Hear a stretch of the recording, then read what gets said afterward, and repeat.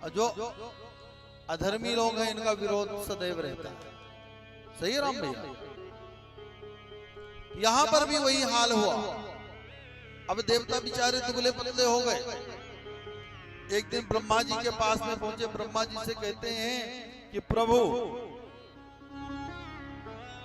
बताइए क्या उपाय करें, ये तो बड़ा कष्ट दिए हैं दैत्यगण। भगवान कहते हैं काम करो, इस समय होशियारी दिखाने की जरूरत है। तुम्हें जिस प्रकार से मदारी होता है ना, मदारी जादू दिखाने वाला, तो एक ही जाल में वह चूहे को और सर्प को रखता है। तो सर्प कहता है चूहे को कि पहले तुम जाल काट दो, फिर हम अपन दोनों भाग जाएंगे। और जो ही चूहा जाल काटता है तो चूहे को ही खा जाता है। पहले प्रेम से बोलिए। अब यही हाल हुआ। यहां पर आए सब लोग, देवी देवता गण, का बड़ा विरोध था। तो राजा बलि बैठा था मेन स्थान पर। राजा बलि जो ही देखा कि देवतागण निहत्थे आ रहे हैं तो रोक दिया, युद्ध नहीं करना है। जो वीर पुरुष होता है वो निहत्थे के ऊपर कभी वार नहीं करता है। कायर लोग जो होते हैं वो निहत्थे को ढूंढते तो वहां पर निहत्था मिल जाएगा, वहां पर मार देंगे। प्रेम से बोलिए। इस प्रकार से राजा बलि के पास से गए, समझौता किए, संधि किए, भगवान के बताए हुए मार्ग से कार्य करना चालू किए। क्षीर सागर का मंथन शुभारंभ हुआ। मंथन में नागराज वसुकी की रस्सी बनी, मंदरांचल की मथानी बनाई गई पर्वत की। वेदव्यास के उस स्वर्ण का मंदरांचल था। अब शुभारंभ हुआ मथने का। दैत्यगण कहते हैं कि हम नागराज की पूंछ क्यों पकड़े, हम किसमें कम हैं? द्वेष होता है, मैं तो आगे ही पकड़ूंगा, मुख तरफ। मंजूर कर दिए, मुख तरफ पकड़ो। देवता पीछे तरफ पकड़ लिए। कुछ समय तक मंथन हुआ। जो ही मंथन हुआ तो मंदरांचल पर्वत नीचे की ओर, मथानी नीचे की ओर जाने लगी। और जो ही नीचे की ओर जाने लगी तो ही साक्षात भगवान वहां पर कच्छप का रूप धर करके उस मथानी की रक्षा की। बोलिए कच्छप भगवान की। वेदव्यास जी महाराज लिखते हैं कि कच्छप भगवान के पीठ में चोट लग गई थी, रक्त रुधिर बहने लगा। इस प्रकार से फिर से भगवान वापस एक रूप में यहाँ पर पहुंचे हुए हैं। व्यास जी लिखते हैं कि भगवान बने ही रह गए हैं वहां पर। फिर मंथना चालू किए। जो ही मंथन चालू किए तो मुख के तरफ से नाक के जहर निकला। जो ही जहर निकला सब झुलस गए थे। अब जो बचे वह फिर बदला बदली कर लिए।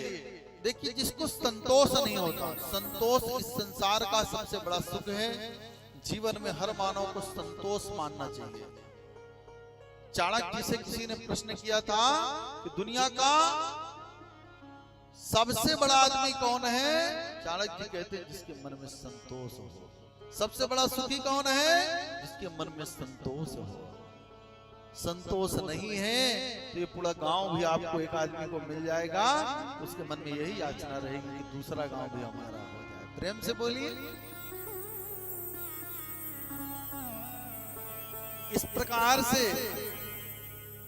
आगे चल करके हलाहल विष निकला। अब विष कौन पिए? भोलेनाथ भगवान के पास सब गए।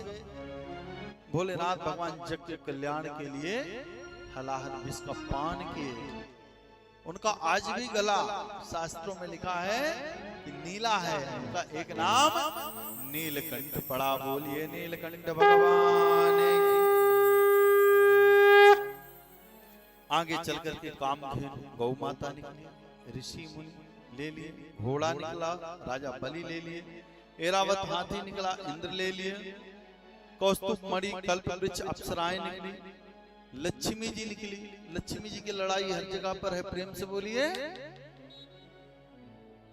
हमारे ज्ञानी महापुरुष कहते हैं कि वास्तविकता क्षीर सागर का जो मंथन हुआ था ना, ये लक्ष्मी जी के लिए ही हुआ था। बाकी तो सब बहाना है। लोग कहते हैं अमृत के लिए हुआ। लक्ष्मी जी जब निकली तो वहां पर सब लोग बैठे हुए थे। ये हुआ दोनों में समझौता हुआ, दैत्य और देवता कि कौन वर्ण करे। समझौता ये हुआ कि जो बैठे रहे देवी जिसके मन में इच्छा हो वर्ण करते माला डाल दो वही मान लो। माता लक्ष्मी लेकर के चली, इंद्र को देखी, इंद्र में कमी है, इंद्र दूसरे की पत्नी को सदैव देखता है, इंद्र के ऊपर नहीं डाली। दुर्वासा जी आगे विराजमान थे, दुर्वासा जी में सब कुछ अच्छाई है लेकिन क्रोधी बहुत है, उनके ऊपर नहीं डाली। चंद्रमा बैठा है आगे, चंद्रमा अपनी गुरु पत्नी के साथ में समागम किया है इसलिए उसके ऊपर नहीं डाली। सब कुछ अच्छा लेकिन कुछ न कुछ कमी है। ऐसे सब में थोड़ी थोड़ी थोड़ी थोड़ी कमी मिले। अंत में विष्णु भगवान बैठे थे। देखिए सब ये मान करके बैठे थे कि हमें वर्ण करेंगे लक्ष्मी, हमें वर्ण करेंगे लक्ष्मी, हमें वर्ण करेंगे लक्ष्मी। इसीलिए लक्ष्मी जी जो लक्ष्मी के पीछे पीछे दौड़ता है तो लक्ष्मी उससे फिर दूर होने लगती है। प्रेम से बोलिए, लक्ष्मी की पूजन करो, मानो, पर लक्ष्मी के लिए हर कुछ कर बैठो ऐसा नहीं करना चाहिए। लक्ष्मी देखती हैं कि सब हमारे पीछे पड़े, सब हमको पाना चाहते हैं, लेकिन एक ऐसा पुरुष बैठा है जो सोच भी नहीं रहा हमारे विषय में। बोलिए विष्णु भगवान की जय, श्री लक्ष्मी नारायण भगवान की। इस प्रकार से आगे चल करके लक्ष्मी जी गई और विष्णु भगवान को वर्ण कर दिया। वर्ण की वहां पर वर्ण करने के बाद में अब राजा बलि बहुत क्रोध में है, फिर भी कुछ बोले नहीं। आगे कथा आती है कि वारुणी देवी निकली, फिर एक महापुरुष निकला, अच्छा खासा स्वर्ण के कलश में अमृत लिए हुए निकला। बोलिए धन्वंतरी भगवान की। अब जो ही अमृत निकल आया तो देवताओं से छीन लिए दैत्य। जो दुष्ट रहते हैं ना वो सदैव जो छीने किसी का धन ले तो समझो कि उसका विनाश निश्चित है। उन्होंने देवताओं को कमजोर समझ करके उनसे ले लिए, और जो ही लिए अब आपस में वो भी झगड़ने लगे। वो भी जो जिससे ताकतवर था उससे छीनने लगा, लेने लगा। अब क्या करें, झगड़ा चालू है।